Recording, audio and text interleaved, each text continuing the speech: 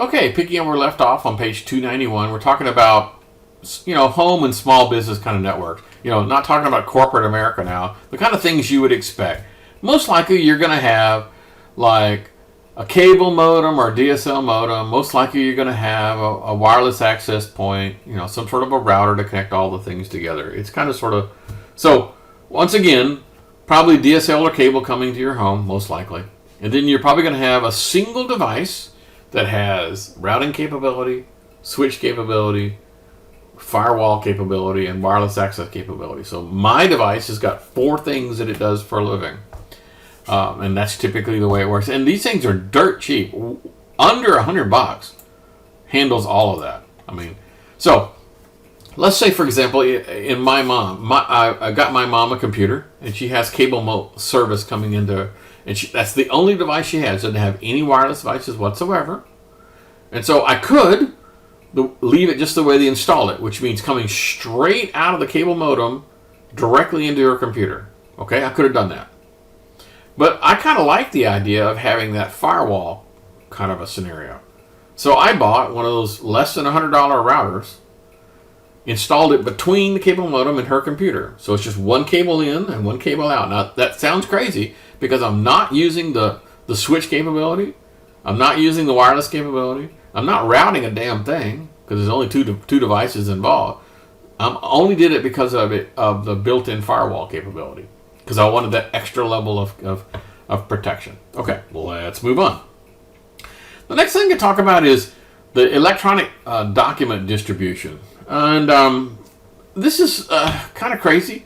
So, yeah, you can have documents in digital form like PDF and store them on servers so you don't ever have to print things. So, entire books and like in this case, we're using electronic book right now, and you don't have to download and print.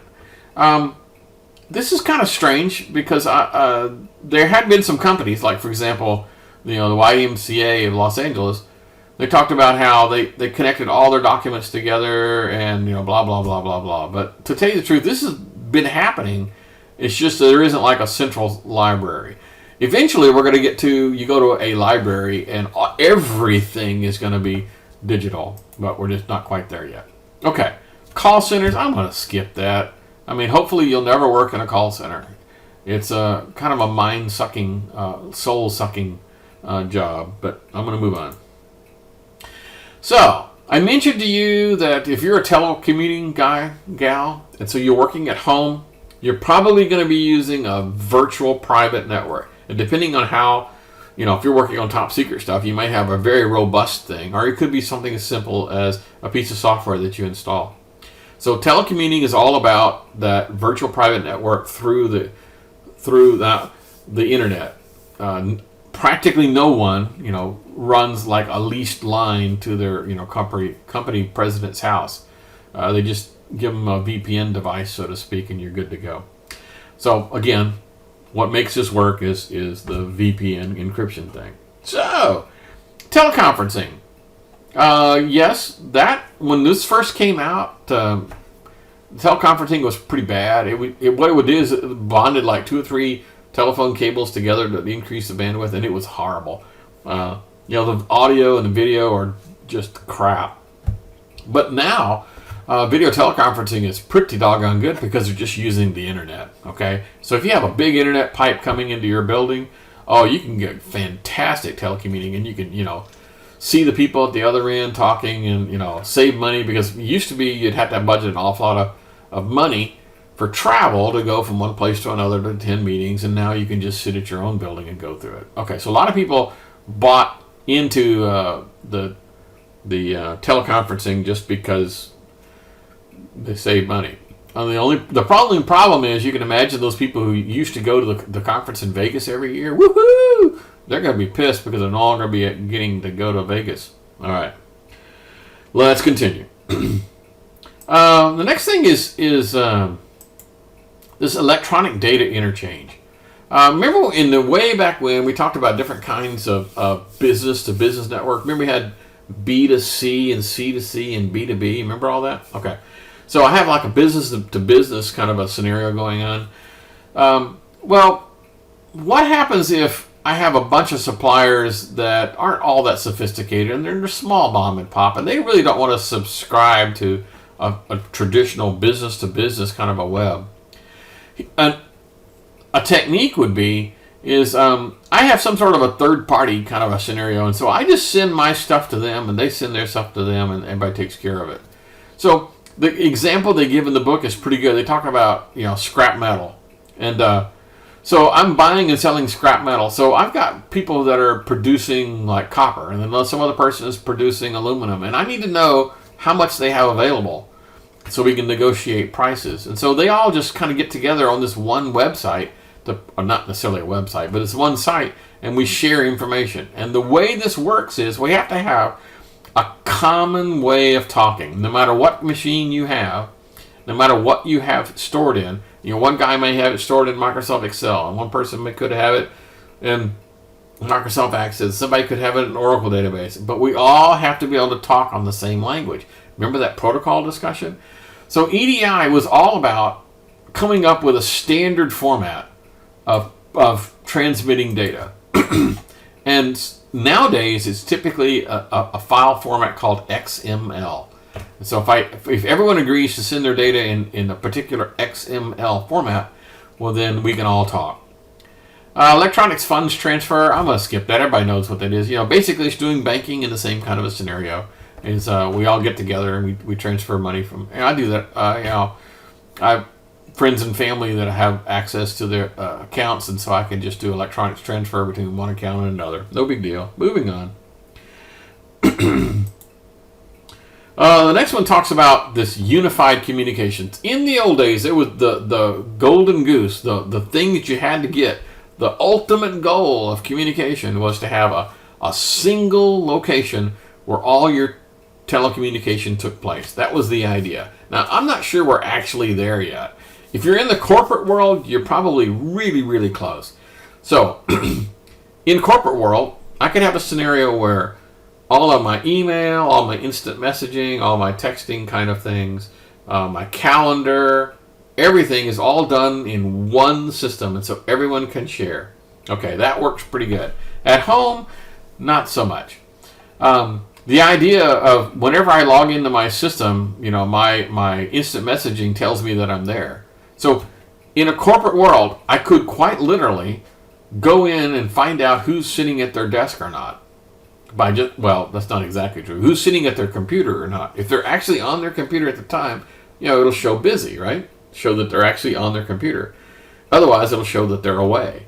Now, that in the home environment is somewhat of an intrusive kind of a thing, privacy and all that. So the whole concept kind of breaks down when you get to the idea of home use. But hey, the goal was, one device, one system to rule them all. That was the whole idea. The next thing we're going to talk about, and I don't even know why this is in this section because it's not really networking related, but who cares, is these quick response codes. This is like a two-dimensional barcode, okay? And you can make one of these say whatever you want. For example, I'm going to go here to this cool little website. And by the way, there are a gazillion of these things out on the web. If you type QR code generator in Google, you'll probably get 30 or 40 of these guys.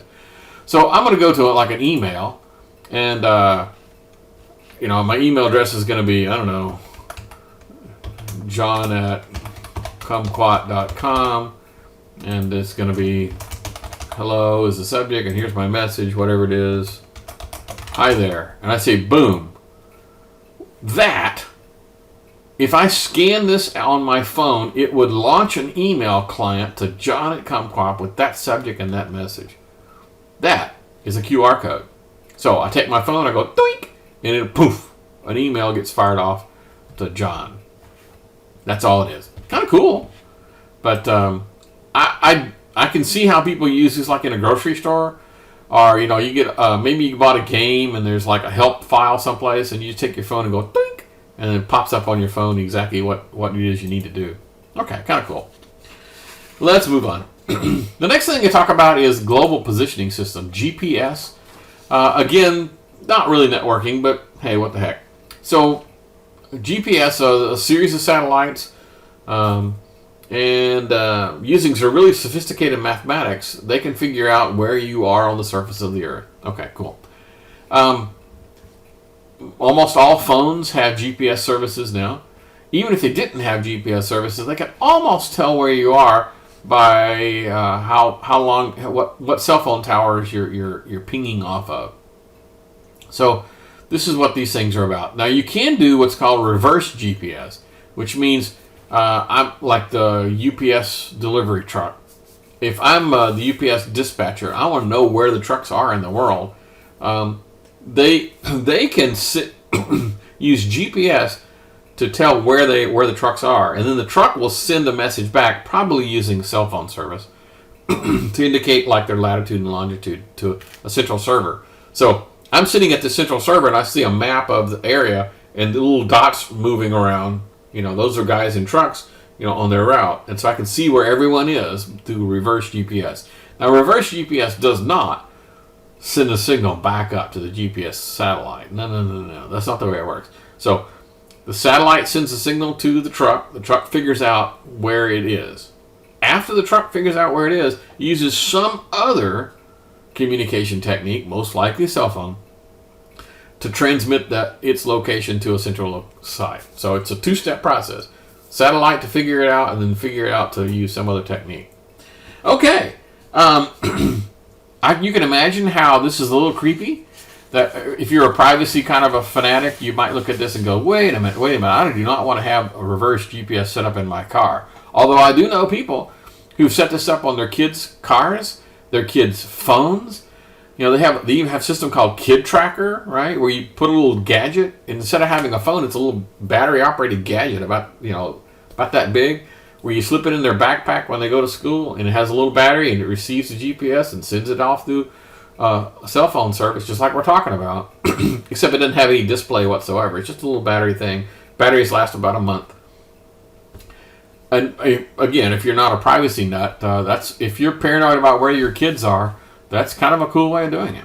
Okay, we have reached the end of the book, and we'll see you guys again in some future chapter.